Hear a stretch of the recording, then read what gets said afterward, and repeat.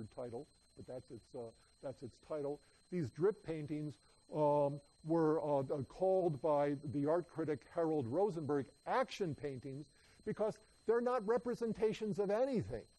Okay, they're not pictures of the death of Leonardo. They're not pictures of a sunrise or a Sunday afternoon on the island of La Grande Jatte. But they are representations of something. And what they're representations of is the consciousness of the painter. Okay, what these paintings are is a record of the action of painting, record of the act of painting. It's how action painting gets its name. I won't spend time with it now, but when I post these, here is a link to a famous film of Jackson Pollock painting, in which he talks about his ideas about this kind of work, and actually talks us through while he wonderful idea. Namath had Pollock do an action painting on glass, and he filmed him from below, so you can actually see the paint being applied.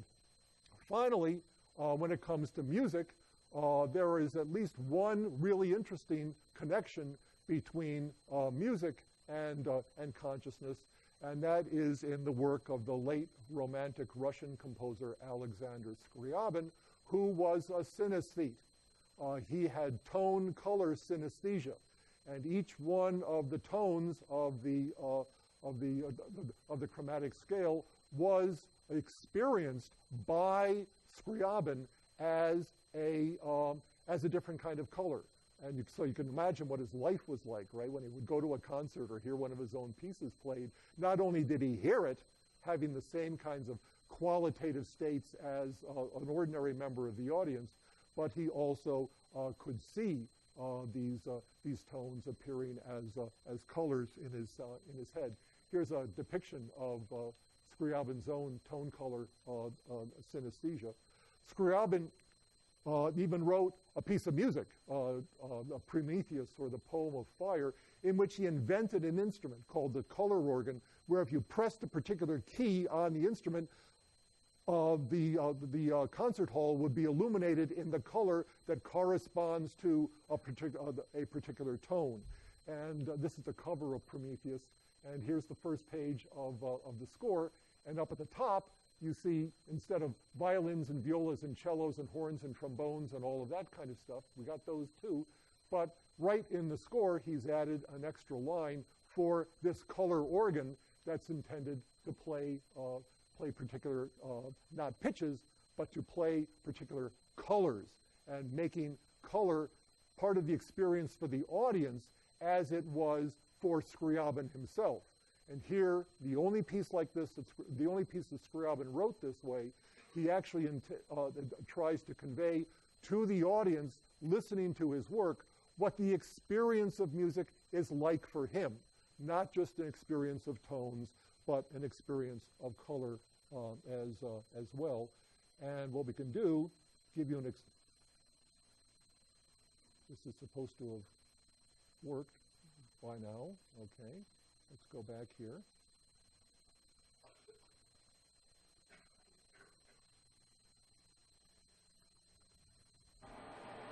Prometheus never got played in Scriabin's lifetime. I'll leave you to finish this on your own, I'm afraid, except to say that at the end, when Helen in Thinks gives her address to the International Conference on Consciousness Science, okay, she makes the point that, in a very real sense, understanding consciousness is to modern science what the philosopher's stone was to alchemy, the ultimate prize in the quest for knowledge. What we've been able to review this semester are some attempts to try to get a scientific understanding of consciousness.